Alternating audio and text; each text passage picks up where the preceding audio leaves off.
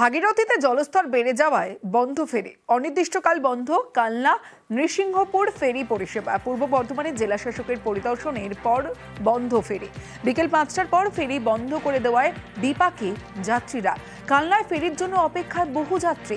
হঠাৎ ফেরি পরিষেবা বন্ধ হওয়ায় যাত্রীদের মধ্যে ক্ষোভও দেখা যায়।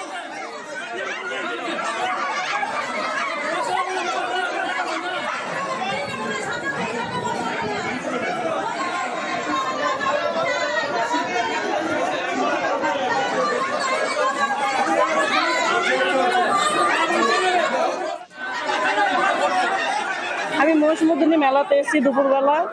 যখন এসেছি তখন দেখছি জল একই রকম। বাচ্চা থুয়ে এসেছি বাড়িতে, আমাদের বাড়িতে যেতেই হবে, তুলতেই হবে।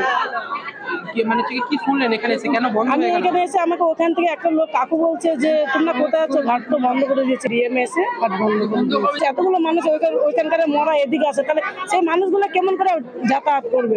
আমরা বাচ্চা রেখে এসেছি, বাড়িতে যেতে হবে না আমাদের?